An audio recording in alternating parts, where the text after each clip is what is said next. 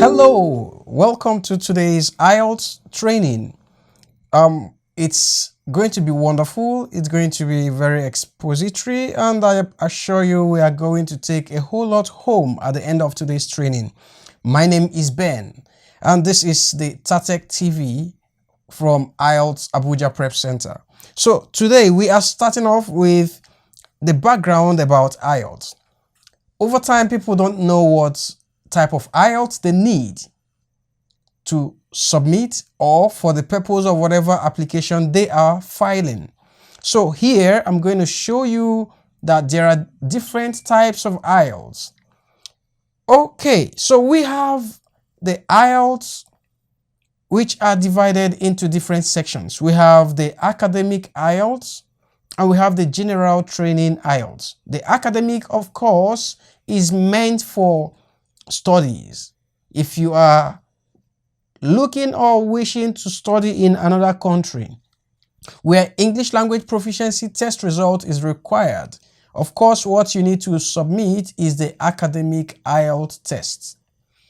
But there is a little twist. For nurses that wish to secure a job in the United Kingdom, the required English language proficiency test that they are meant to submit is usually academic IELTS tests. So with this, you should understand that primarily the academic IELTS test is meant for studies, except if you are a nurse and wish to work in the United Kingdom. That's where you can use the academic IELTS test results to file for employment. On the other hand, we have the general training IELTS. This general training IELTS is specifically meant for anyone that's looking to secure a job in any country across the globe. It is generally meant for job applications. Okay, but I want to also let you know that there are other types of IELTS apart from the regular academic and general training. We have the UKVI academic IELTS and the UKVI general training IELTS. Now, what's special about UKVI IELTS? Now, if you are looking or if you are filing to work in the United Kingdom, or you got a job and you are meant to provide an English language proficiency test for any employment that you are filing in the United Kingdom, the specific request for your English language proficiency test is usually the UKVI General Training IELTS.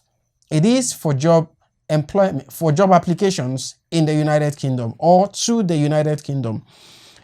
Secondly, if you have filed an application to study in any of the academic institutions in the UK, and the school policy states that you are to provide the UKVI academic IELTS, then you do not have an option of going for the regular academic IELTS. You will compulsorily write the UKVI academic IELTS.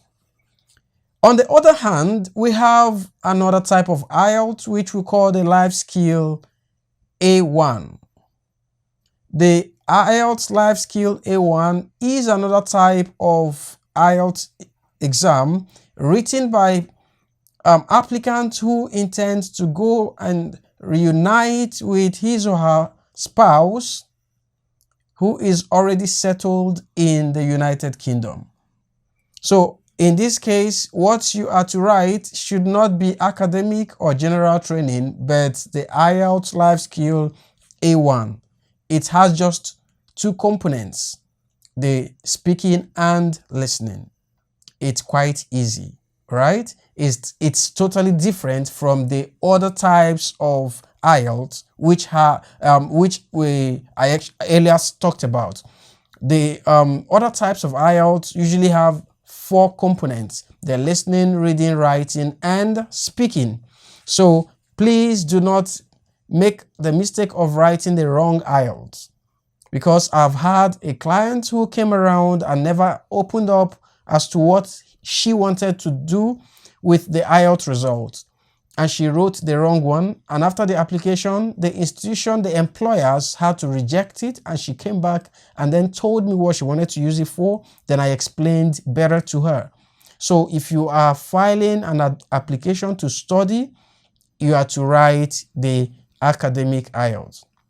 If it is in any institution anywhere in the world, you are to write the normal academic IELTS. But if you are writing or filing application to study in the United Kingdom, if the policy of the school specifically says provide their own UKV academic IELTS, then that's what you should do. Else you would not be, it won't be approved if you write the normal, right? So, but if you're a nurse and you want to work in the UK, you are to write the academic IELTS. But generally, if you want to apply for a job in the UK or anywhere in the world, what you have to write is the general IELTS training, right? Is the general training IELTS, rather, the general training IELTS. That's what you have to write. So I'm confident that you've understood the type of IELTS you are to write for the particular application you are filing. So that's it for today. I would like to see you in my next video.